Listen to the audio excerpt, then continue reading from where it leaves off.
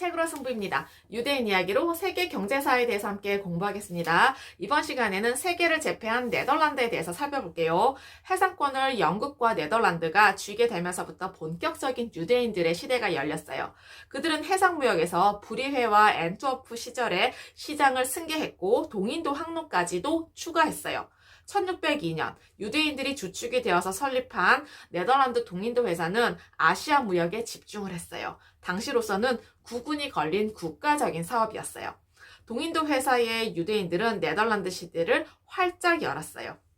1648년에 30년간의 스페인 전쟁을 마치고 네덜란드 연방공화국이 성립되면서 정치적으로 안정을 되찾은 네덜란드는 동인도 회사를 적극 지원해서 해외 진출의 황금 시대를 맞이했어요.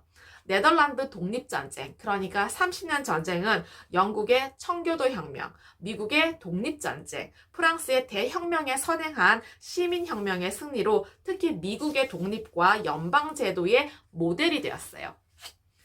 초기에 네덜란드에 정착했던 유대인들에게 이 네덜란드 지역은요, 종교적인 자유를 제외하고는 그렇게 풍요로운 곳이 아니었어요. 오히려 열악한 환경이었어요. 네덜란드의 지리적인 환경을 극복하고자 유대인들은 더더욱 중개무역에 주목했어요. 스칸디나비아 근처 발트해에서 잡히던 청어는 14세기부터는 해류의 변화로 네덜란드 연안 북해로까지 밀려드는 이변이 일어났어요. 1425년경부터 너도 나도 청어잡이에 나섰어요.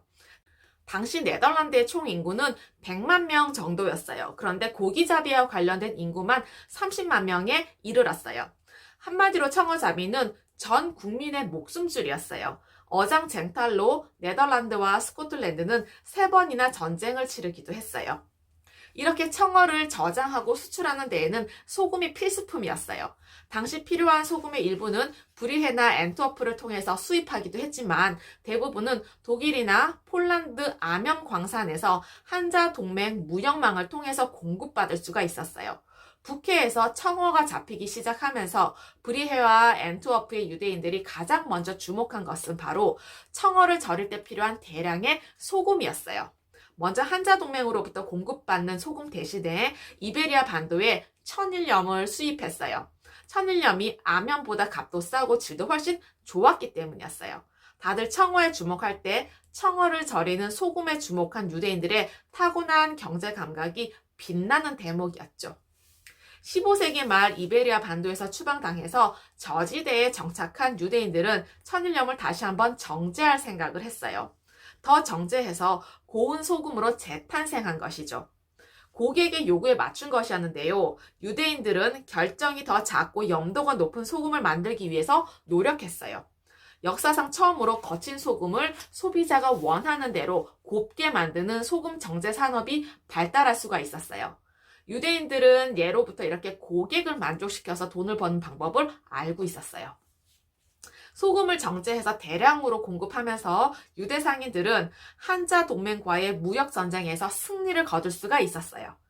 한자 동맹의 영향력이 무너진 이유는 또 하나가 있는데요.